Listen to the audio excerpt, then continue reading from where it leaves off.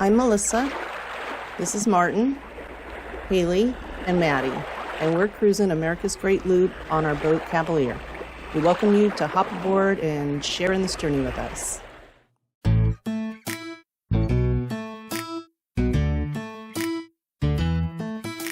Hey, child, up and go. A big world is out there waiting for us. I do live in every day. Outside, you will find there is love all around you. It takes you, makes you wanna say that it's a beautiful night.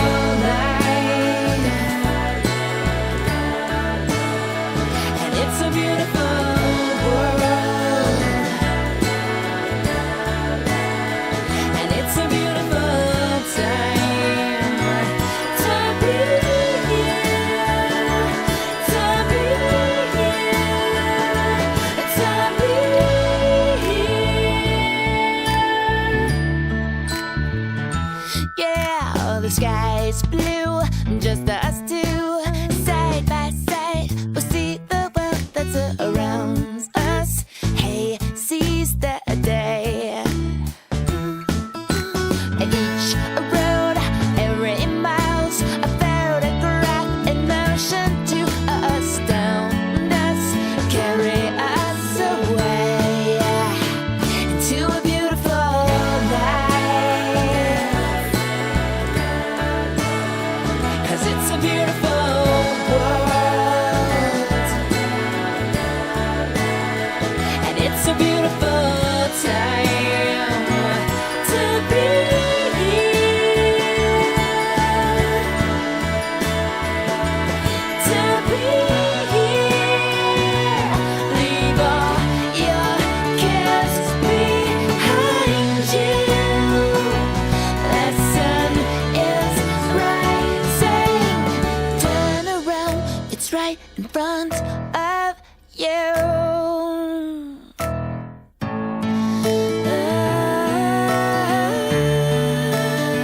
And it's a beautiful life. And it's a beautiful time to be here, to be here.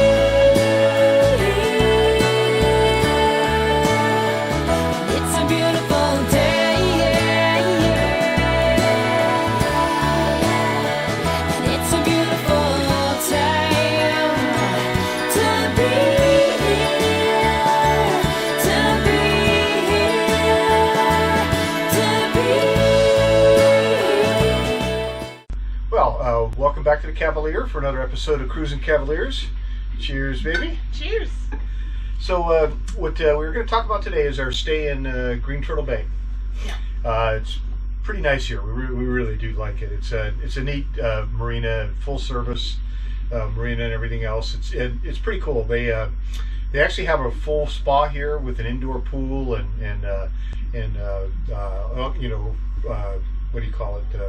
I got a pedicure. Oh yeah, she got the pedicure. It was pretty I haven't cool. had a pedicure in I think like 2 years, so my feet were really gusty, and the lady was really Yeah. nice to me, and I had a bad back and the whole shebang, but I like she it. was really cool. Yeah, and they got saunas and I hairstylists got and everything. all that sauna stuff. and Yeah. the pool, and we did the pool. Yeah, a we've few done the pool times. quite a few times. It's really Yeah. neat. It's definitely worth here. And they also have 3 restaurants here.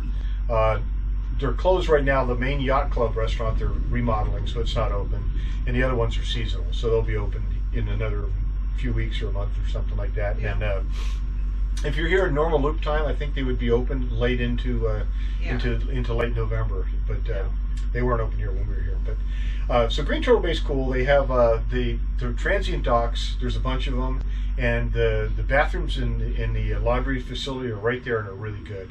Yes. They keep them up in perfect condition. So, and you got the fuel dock and all fuel and everything else. They give looper discounts for the fuel, so that's kind of neat. And they do have a courtesy van, actually 2 of them I think. And then so you can borrow those, but they also have the shuttle system. they're like big golf carts. One I think has like about a 6-person or something like that. But they'll run you in and back and forth into town or around the property here to the different restaurants and stuff. So it's pretty cool. A lot of people take advantage of that a lot. So that's kind of it about Green Turtle, right? Right. And then where we're at is it's right next to Grand Rivers, and Grand Rivers is a little town in right at the top of the land between the lakes, between Kentucky Lake and Barkley Lake, and it's a cool little town. Mm-hmm. You know, it is. It's got probably the most famous part of it is Patty's 1880 yeah. settlement, which is people come from miles around just to go there. It's a trip. They're all vintage clothing and all this stuff, and the place is wildly decorated with all kinds of different rooms, and at Christmas time they really go all out too. That was pretty cool.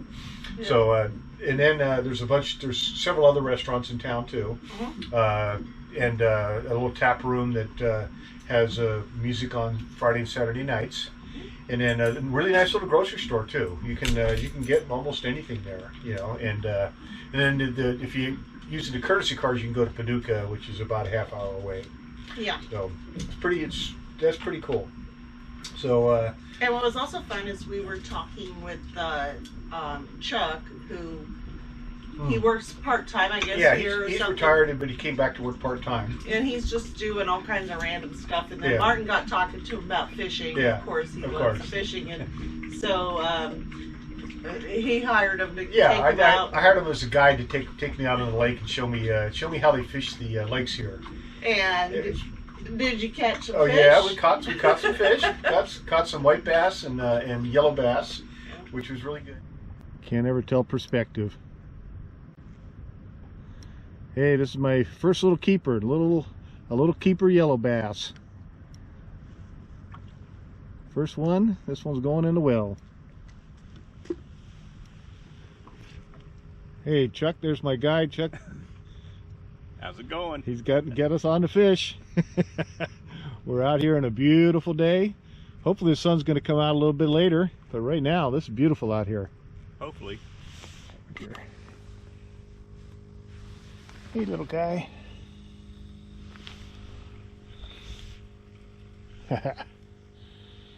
Nice little white bass. I got them foul hooked, but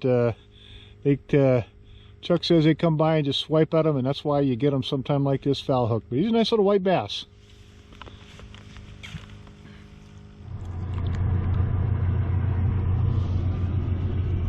All right, look at that largemouth bass.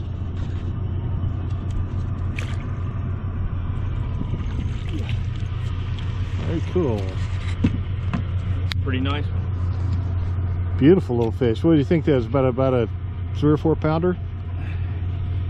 Probably about 3. About 3? Beautiful little fish.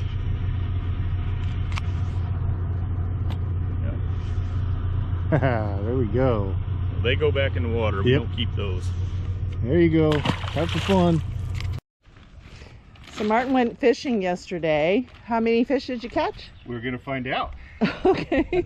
I don't even know for sure. He put them on ice so that they'll be good. And now he's going to fillet them up.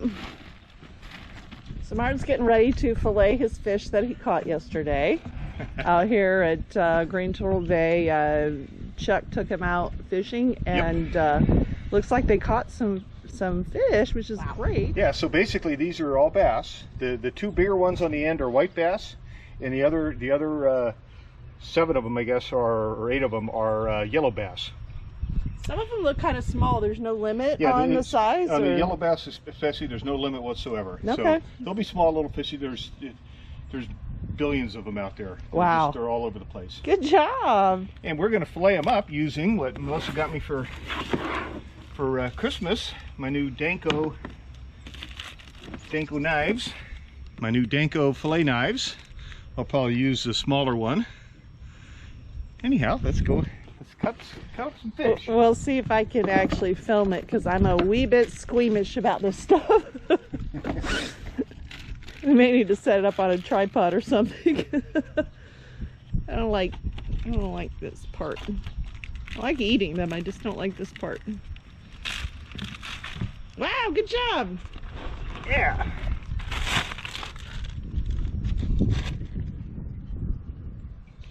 Martin's filleting the fish up.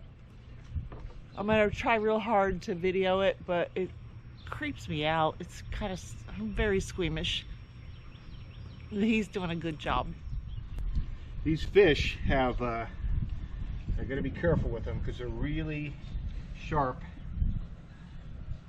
The fins, which aren't sticking up right now, but these things are really razor. These things are all sharp, really sharp. The gill plates are really sharp. Everything is really sharp. In fact, I'm going to go get myself a glove on. Okay, I'm filleting up these little yellow bass. They're kind of tough because there's not a whole lot of meat on them. So, if you like any standard fillet, you make a cut up here at the head, and then you start outlining the body down here, trying to get as much meat as you can.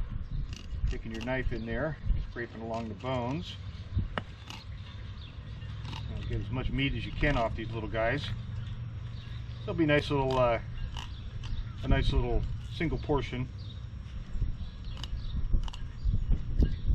A lot of times people would just take the knife and just go straight down here, but you're gonna lose a lot of meat, and there's not a whole lot of meat on them. So I'm being careful up here and trying to get over that rib cage there. And we'll flip it over.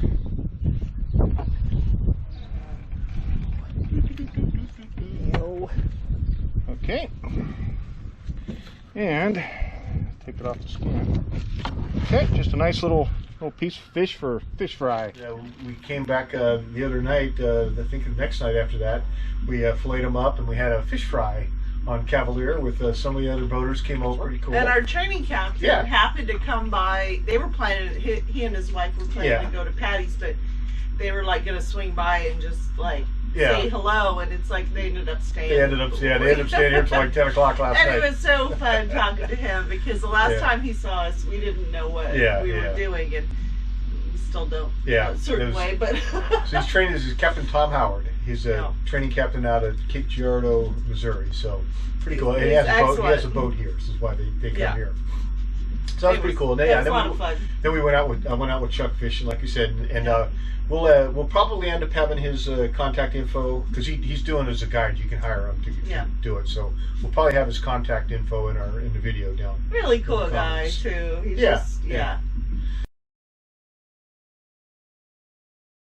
All right, so here we go, Cavaliers.